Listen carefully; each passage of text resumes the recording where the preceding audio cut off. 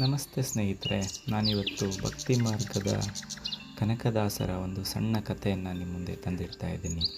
ಗುರುಕುಲದಲ್ಲಿ ವ್ಯಾಸರಾಯರು ತಮ್ಮ ಶಿಷ್ಯರೊಂದಿಗೆ ಮುಂದೆ ಕುಳಿತುಕೊಂಡು ಕೈಯಲ್ಲಿ ಬಾಳೆಹಣ್ಣಿನ ಚಿಪ್ಪನ್ನು ಹಿಡ್ಕೊಂಡು ಕುರಿತು ಹೇಳ್ತಾರೆ, ಶಿಷ್ಯಂದರೆ ನೀವು ಈ ಬಾಳೆಹಣ್ಣನ್ನು ಯಾರು ಕಾಣದಿರೋ ಜಾಗದಲ್ಲಿ ತಿಂದು ನನಗೆ ಬಂದು ಹೇಳಿದ್ರೆ ನಾನು ನಿಮಗೆ ಬಹುಮಾನವನ್ನು ಕೊಡ್ತೀನಿ ಅಂತ.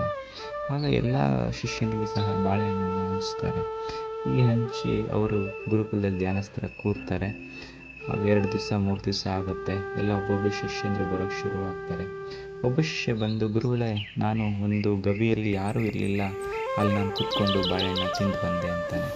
ಇನ್ನೊಬ್ಬ ಶಿಷ್ಯ ಬಂದು, ಸ್ವಾಮಿ, ನಾನು ದಂಡಾರಣ್ಯಕ್ಕೆ ಹೋಗಿದ್ದೆ, ಅಲ್ಲಿ ಯಾರೂ ಇರಲಿಲ್ಲ, ನಾನು ಬಾಳೆಹಣ್ಣು ತಿಂದು ಯಾರೂ ನೋಡಲಿಲ್ಲ ಅಂತ ಹೇಳ್ತಾನೆ.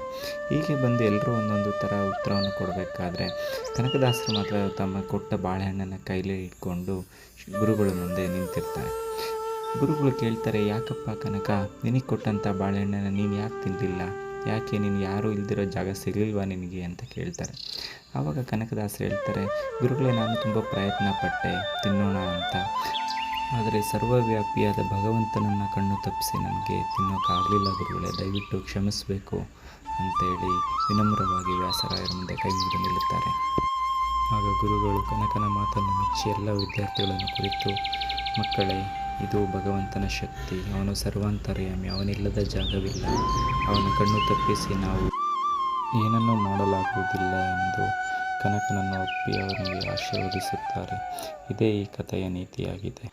ಇನ್ನು ಹೆಚ್ಚಿನ ವಿಡಿಯೋಗಳನ್ನು ನಿಮ್ಮ ಮುಂದೆ ತರಲಿದ್ದೇನೆ. ಹಾಗಾಗಿ ದಯವಿಟ್ಟು ಈ ಹಳ್ಳಿ ಧ್ವನಿ ಯೂಟ್ಯೂಬ್ ಚಾನಲನ್ನು ಲೈಕ್ ಮಾಡಿ, ಸಬ್ಸ್ಕ್ರೈಬ್ ಮಾಡಿ ಹಾಗೂ ಹೆಚ್ಚಿನ ಶೇರ್ ಮಾಡಿ ಎಂದು ಹೇಳುತ್ತಾ ಧನ್ಯವಾದಗಳೊಂದಿಗೆ ಲಕ್ಷ್ಮೀಕಾಂತ್.